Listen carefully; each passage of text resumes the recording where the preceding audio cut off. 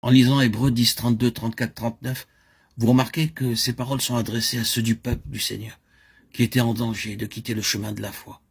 Et le rappel ici concerne la foi, le chemin de la foi. Dans ces chapitres qui terminent l'épître, il y a un résumé des principaux traits de la lettre. C'est-à-dire, nous trouvons les choses qui sont les principales et primordiales implications de la lettre. Ce que la lettre veut donner à entendre. Ce qu'est sa force. Et s'il y a un mot qui résume cette épître plus parfaitement qu'aucun autre, c'est ce mot. Foi. La foi et la victoire. Vous pouvez le ramener tout à fait au début de la lettre et le conserver tout au long de la lettre, jusqu'à la fin, et trouver que c'est le mot qui gouverne, la foi. Il domine tout ce que contient cette lettre. Car maintenant, comme le montre l'épître, tout ce qui concerne la vie du croyant est du domaine de l'invisible. Il y a eu une période dans la vie des Hébreux où tout était du domaine visible, et toutes ces choses visibles de leur croyance sont mentionnées. Tout un système tel qu'il était manifesté sur terre, dans le service du tabernacle. La sacrificature, les sacrifices, le tabernacle, tout l'ordre. Cela a été passé, maintenant tout cela est ôté du regard et rassemblé en celui qui est à la droite de Dieu, hors du domaine visible du croyant, et donc où tout devient une question de foi.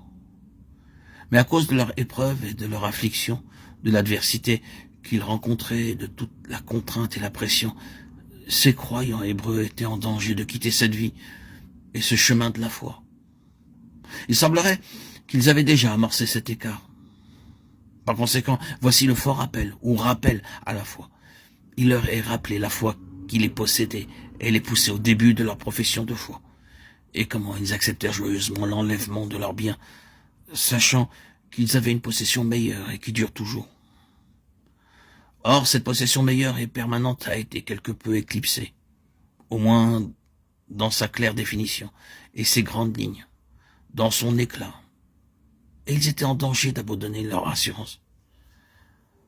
Ces mots sont très significatifs, des biens meilleurs et qui durent toujours, une grande rémunération. Vous devez lier cela à ces mots écrits un peu plus loin, hors la foi et la substance, la garantie des choses qu'on espère. Si la foi s'affaiblit, les biens meilleurs, la grande rémunération s'estompe, deviennent plus faibles dans le cœur. Or la foi est une ferme assurance des choses qu'on espère, une démonstration de celles qu'on ne voit pas. Pour l'avoir possédé, les anciens ont obtenu un témoignage favorable. Alors commence la grande lignée des anciens, Abel, Abraham, et ainsi de suite. Saisissez-vous la suggestion ou l'indication? Tous ces hommes avaient quelque chose qu'ils espéraient, l'objet de leur espérance. C'était quelque chose de meilleur que ce qui était ici, bas sur terre. Ils avaient un sujet d'espérance et ils croyaient Dieu concernant cet objet. Et leur foi les a conduits à lâcher prise à l'égard de toute autre chose avec cet objet-là en vue. Ils ont enduré, souffert, persisté pour ce sujet d'espérance dont ils s'étaient saisis par la foi.